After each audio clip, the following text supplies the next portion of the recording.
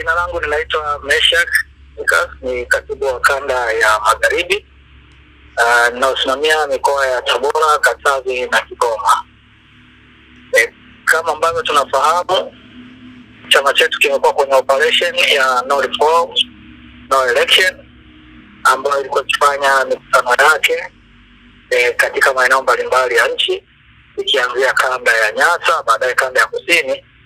Katika mikutano hiyo, mwenyekiti wa chama taifa Mheshimiwa Tundu Lissu alikamatwa, akafikishwa mahakamani, akafunguliwa mashtaka ya uhaini na akafunguliwa tena kesi ya uchochezi. Tarehe 24 ilikuwa ni siku ambayo alitakiwa afikishwe mbele ya mahakama kwa ajili ya usikilizaji wa kesi.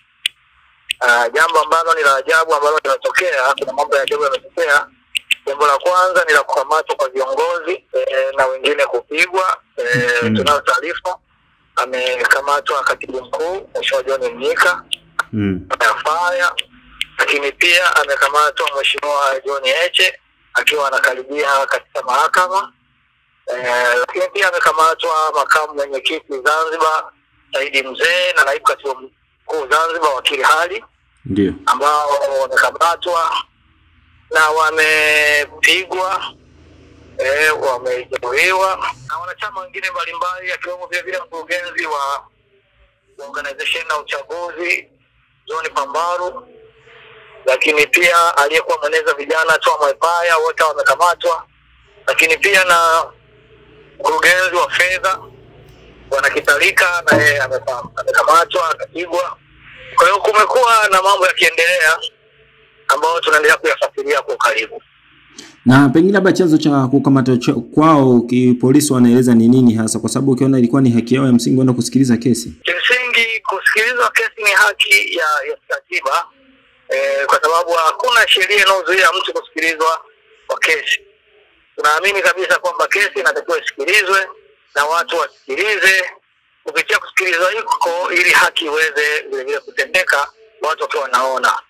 Sasa kama ambavyo chama kiliwatangazia wanachama kupitia mikutano ya hadhara iliyofanyika Dar es Salaam, lakini pia kupitia vyombo mbalimbali vya habari kualika wanachama wahudhurie katika mahakama ya kimkazi Kisutu kwa ajili ya usikilizaji wa kesi ya Mheshimiwa Lissu, watu walitia wito.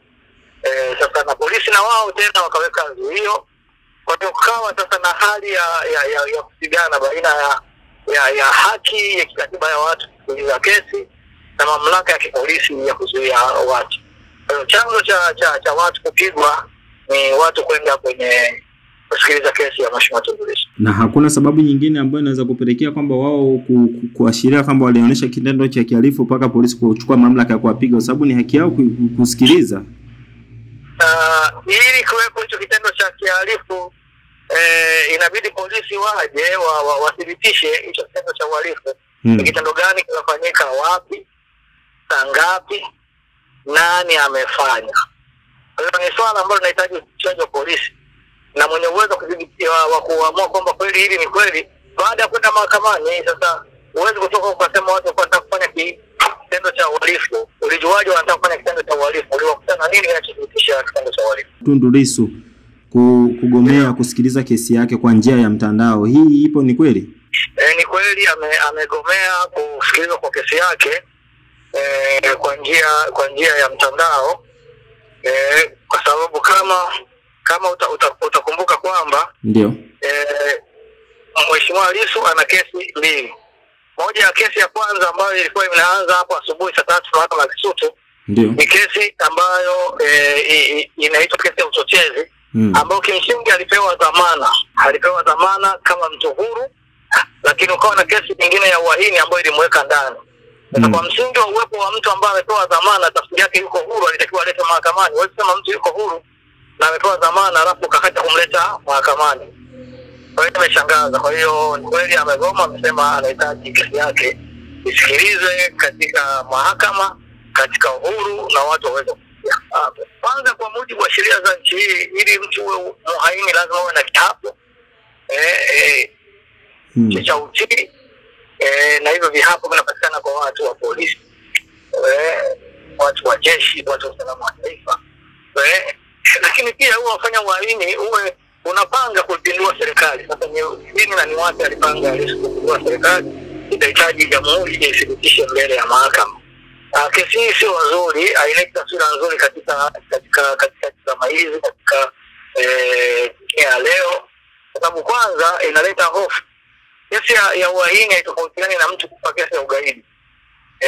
Manake inatengeneza tension hata kwa watalii, kwa wawekezaji, kwamba nchi hii muda wote kuna uhaini unaweza kufanyika, serikali inaweza kupinduliwa, na kama serikali itapinduliwa basi miradi yao inaweza kuvurugwa. Kwa hiyo sio kesi nzuri ya kumpa mtu. Inatakiwa kesi kama iwe kwa kweli, lakini sio haya mambo ya kuokota na kutunga kuwabambika watu. Lakini kuna viongozi wa dini walijitokeza, pengine wakamtaka rais aliyepo madarakani kwa maana Samia Suluhu Hassan yamkini kwamba wakae meza moja na Tundu Lissu wajaribu kuzungumza na kuifuta hiyo shtaka. Nyinyi kwenu hii labda mlipokea vipi kutoka kwa viongozi wa dini? Ni wajibu wa viongozi wa dini, kwa sababu misingi ya dini ni upatanishi na usuluhishi.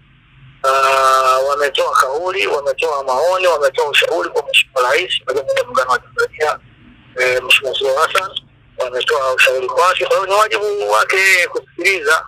Maana viongozi wa dini wametoa ushauri, sio ushauri wa kibinadamu, wote wanaamini ushauri kutoka kwa. Kwa hiyo sema akasikiliza,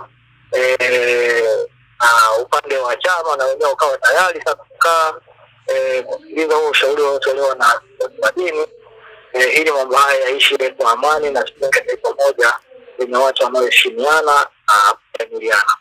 Sawa, na mpaka sasa kesi itaonekana kubaki chini ya mawakili wa maana wa mtuhumiwa ambao anatuhumiwa Tundu Lissu, mawakili 28. Pengine nyinyi kama viongozi wa chama, imani yenu kwa mawakili hao 28 ipoje?